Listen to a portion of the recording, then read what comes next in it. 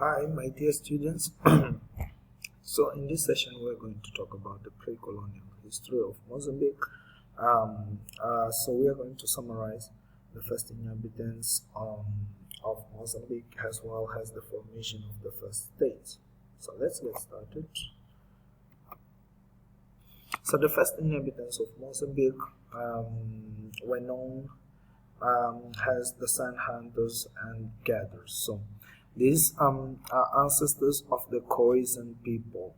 The Khoisan people are a mix of the Khoi and San, who lived in Mozambique about 10,000 years ago. They are known to be pygmies, if you understand what to be a pygmy. They are almost like wolves. Okay. Land characteristics of Mozambique at that time. Okay. Mozambique was already a coastal area, which already had approximately a profile of what the present Mozambique is nowadays. Okay, a lower coast, cut by alluvial plains and partially separated from the Indian Ocean by a cordon of dunes, a region of a great fertility, boasting today's large expanse of savanna, where many indigenous animals and swarms can be seen. Around the 1st and the 4th centuries, the region began to be invaded by what was called the Bantu people coming from the Great Lakes zone. The Great Lakes zone, we are talking about regions around Congo, right? Where nowadays is Congo. So these guys were, I prefer to put it like this, they were taller than the Bantu people, which were pygmies. We can see that nowadays in the physical features of the northern and southern and central African compared to Mozambicans heights. So, possible reasons for their migration. They could be looking for more fertile soils, they could be running from the desertification, or they could be looking for more iron. Remember that these Bantu people, they were already farmers and iron workers. Yeah. The social structures and the changes that happened. Okay, the social structure at these earlier ages were quite simple, formed by simple extended families, with each family recognizing their own chief in what was called lineages. Between the 19th and 20th century, the first contacts with the Arabic merchants and the Arabic settlements formation was seen.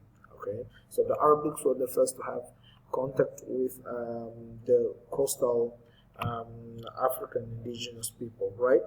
The first state in Mozambique was formed as a result of a demographic growth, exchange with foreigners, where families started dominating others, power, wealth, status, contacts with traders, forming like that true states. And one of the first states known is the Zimbabwe state, which existed approximately between 1215 and 1415.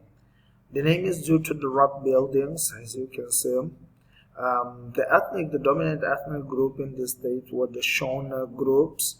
So where was the state exactly located? It was located around the Sofala regions, right? The greatness were due to the fertility. The Zimbabwe's first state must be linked with gold mining and metallurgy, trading with Arabic from Persian Gulf, who were already settling in Sofala since the 12th century.